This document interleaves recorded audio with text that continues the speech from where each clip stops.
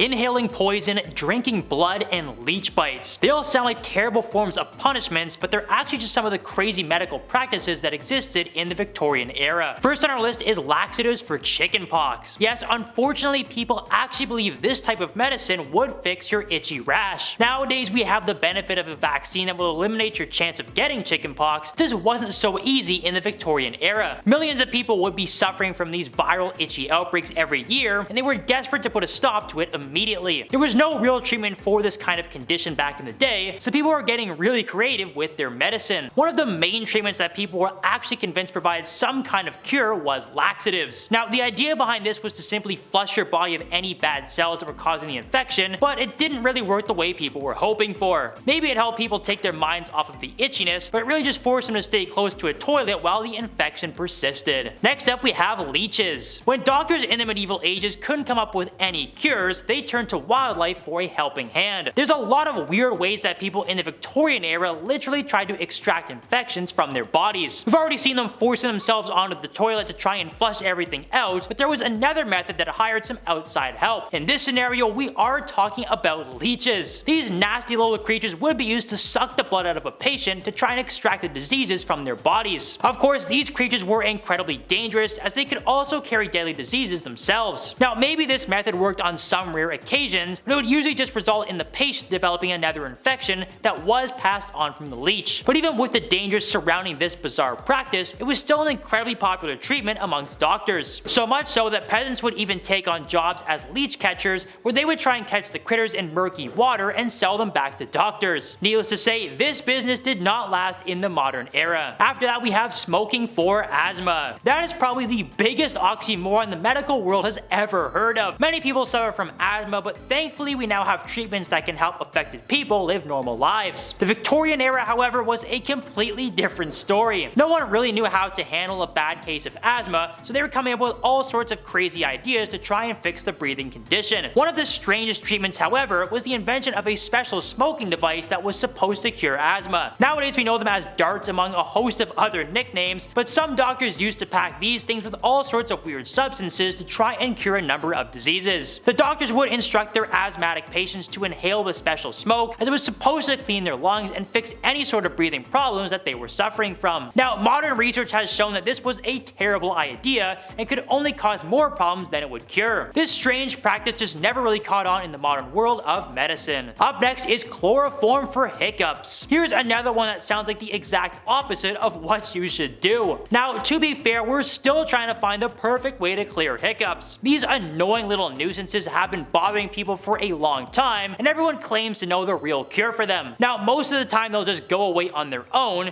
but people try holding their breath and drinking water to make them disappear immediately. Back in the medieval ages, some people would actually use chloroform to try and make their annoying little problem disappear. Maybe they thought they could pass out and wake up hiccup free, but it didn't always work like that. Chloroform was a popular anesthetic back in the day, but we now know that it can cause some nasty side effects. Chloroform can do some serious damage on a person's nervous system, liver, and kidneys, so it's pretty obvious why it was left in the past in favor of much safer methods. Next on our list is arsenic. Using poison to cure ailments was very popular in medieval times. It sounds ridiculous, but doctors would usually extract very small doses to use in certain medicines and healing remedies. Arsenic was surprisingly a pretty popular choice that was used to treat a wide variety of diseases ranging from anthrax to anemia. It was very popular amongst doctors because it could be used in so many different ways depending on the patient's needs. Arsenic medicine could be administered through inhalation and injection, and would sometimes have some pretty good effects. Unfortunately though, this healing method wasn't so magical all the time. Many patients who took arsenic medicine would suffer from various side effects, which included bad rashes and pounding headaches. It was a bit of a guessing game for anyone who took the medicine if they would develop any side effects or not. Sometimes it just ended up adding more problems onto their already existing disease. Next up is mercury. Yes, the thing that can cause catastrophic damage to a person's body